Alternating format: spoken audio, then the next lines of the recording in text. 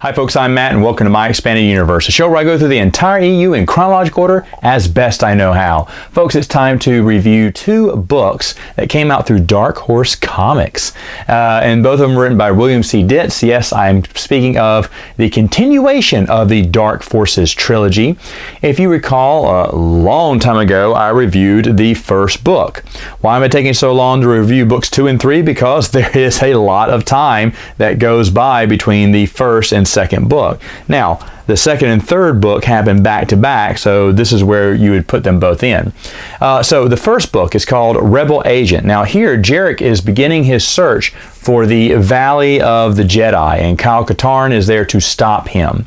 Now, when I reviewed the first book, I told you it felt very video gamey. Of course, it's based off the video game Dark Forces, but it felt that way. It's like, okay, Kyle does this, fights the weakest of Jarek's apprentices, levels up, moves to the next person, fights him, defeats him, levels up. Everyone's getting more, it's a step ladder. He's just fighting them. And you can see it just feels like the video game. Obviously, Bill did his research, probably played the game or watched someone play it and saw how it worked and took notes and went, okay, and just wrote it just like the video game. Well, here, when Rebel Agent comes, he has a little bit more leeway to do things a little bit differently. And so, at least for the first half of it, doesn't necessarily feel like a video game anymore. It feels like an actual novel. Again, the artwork is really beautiful in this. And of course, at the end, he does level up and fight two bosses, as they're getting harder and harder, these Jedi. Jarek's sending some of his best men now because he's running out of people to send at Kyle Katarn, and Katarn's just getting better and better. Now, full disclosure, I didn't like these books. It was weird. I didn't like these books when they came out, but I loved getting them. Here's what I mean. I didn't like that there was a Jedi Knight or a blooming guy in the Force, Kyle Katarn, when we had never heard of him in any other books. Again, I wanted more continuity. Why wasn't he in Kevin J. Anderson's Jedi Academy trilogy? If he was so big and so great, where is he? And that's the part I didn't like. I also didn't like that he's going on quest about the Valley of the Jedi. I was like, no, that's something Luke should be doing. Luke would never say, hey, you go do that while I handle this. No, Luke would be like, hey, it's with the Jedi. I need to know more about the Jedi. And so I was really, really kind of bugged by that. But at the same time, when it came out, I was super happy to see them because it was really odd to have Dark Horse comic books come out with actual hardback novels, and I thought that was cool, and I really enjoyed that, so of course I bought them when they came out. Now I don't know about everyone else, but I got these from my comic book store. I did not go to the bookstore. In fact, I never saw them at any of the bookstores here in town. I only got them through the comic book dealer. And I just thought that was really cool too, especially if they were hardback. Why make a hardback? But it was really top quality for Dark Horse. And of course, Bill Dietz did a good job with what he had.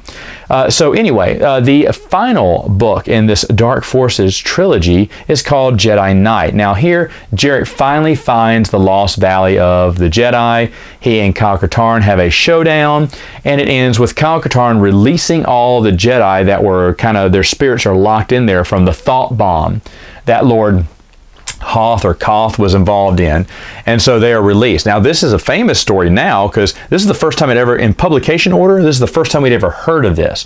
But in chronological order, you'll remember a long time ago during the Jedi versus Sith comic and the Dark Bane first book in the Dark Bane trilogy written by Drew Karpyshyn, they talk about this exact thing that happened. Well, they got that information from the last book in the Dark Forces trilogy, Jedi Knight, which is really cool.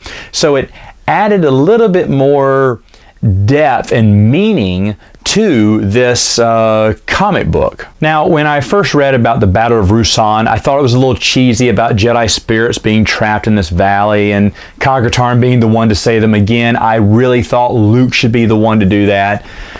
But I have accepted it since then. And to be honest, I never really played Dark Forces. I played it for a little bit. I thought it was a keen idea, but I wasn't that big into Star Wars video games. It was really weird.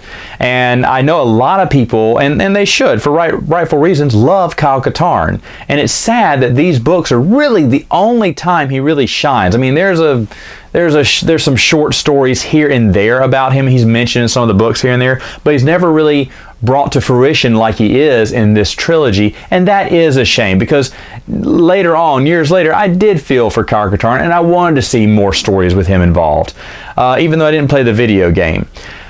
Should you get these books? Well, of course, if you're a Dark Forces fan, yes, absolutely. Do they connect to the overall mythos of Star Wars, the expanded universe? Not really. They're kind of their own separate adventures. If you didn't read them, you wouldn't worry who Kyle Katarn was later on, because they don't really elaborate on his character that much after this trilogy is over with. Unless you played the video game, you wouldn't really know who he was. Now, of course, this is nice, because the Battle of Ruusan, if we're reading in chronological order, we see the conclusion of what happened to those Jedi. But back then, it was just it may have been something from the video game, to be honest. I don't really know, but something that Bill Dietz gave us a conclusion for, and then later on, the comic books and the Drew Karpyshyn book told it. Now, I've already talked about how there's differences between the Jedi vs. Sith comic and Drew Karpyshyn's Darth Bane novel, which really irritated me at the time. Dark Horse, for some reason, did not want to play ball with a very successful series that were the books, and it was just a stupid move. But Dark Horse wanted to beat to their own drum. But if they would have connected more to the books and, did more joint deals with them, I think they would have sold even more comic books. But for whatever reason, they didn't want to do that. But when Jedi vs. Sith contradicts Jedi Knight, the book, and it does a little bit. For instance, in Jedi vs. Sith, I think the thought bomb takes place in a cave, not a valley. Now, it could be that the force bomb blew up the mountain, that they were under and made it into a valley. That's possible, I suppose. But thought bomb was a very powerful thing, and there was a lot of destruction we saw at the end of the Jedi vs. Sith comic book. Another one was Lord Hoth's, I think that's his name, his hair color. I think it's white in the book Jedi Knight, but it is dark hair in the comic book, or vice versa. Don't hold me down to that. But anyway, I know there are a few contradictions, and this really bugged me, because Dark Horse was the one who published these stories, which tells me the guy who wrote Jedi vs. Sith did not do his homework. He looked at just the overall story arc for Jedi Knight. He obviously didn't read it, because he didn't learn the details, and he just wrote his own story. And it was really sloppy work. And the reason I come down on it so hard is because we're not Star Trek. Star Trek fans don't care. I mean, they're used to this. No one really does that much, investigating into previously established stories. They just get the gist of it and kind of go with it. And if they get the details off, who cares? Star Wars fans care. That's the wonderful thing about the expanded universe, is that a lot of these writers gave a lot of their effort. I mean, I've told you about the links that Ryder Wenham and others have gone through to make sure everything connects. And the guy who wrote Jedi vs. Sith did not care. And shame on Dark Horse, because it was their own comic book. I understand, we don't follow really what Del Rey and Bantam are doing. We do our own thing here. Yeah, but it was your own comic book, and you couldn't even connect them properly. Now, these things can be easily explained. The hair color could be, hey, he's a ghost now. Of course, his hair is white. That's the only, you can't really see the color of it, I don't know.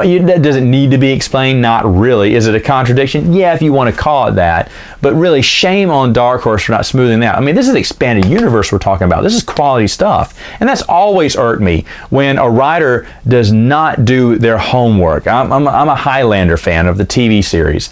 And it bothers me that whoever did the Highlander movies, TV series, for the most part, is awesome. It's about 90% awesome. And the movies are about 90% awful off the TV show. It's like those writers had no idea. They never saw any of the episodes of Highlander. Maybe they looked at the overall story and went, okay, well, maybe we'll do something like this. And it was so bad because it contradicted the TV series in so many ways, and fans were all up in arms over it. But it's like those writers didn't even care. And that's what it kind of felt here. And shame on them. Shame on them for doing a sloppy job with this, because you know, to take something that was created years ago in Jedi Knight and then go back and do the backstory on it, the Battle of Ruusan, I think that was really cool that they did that and they decided to take it. But you got to do it the proper way with the proper homework and diligence. And Dark Horse dropped the ball on that. Anyway, folks, that's all the time I have for now. See you next time with another video.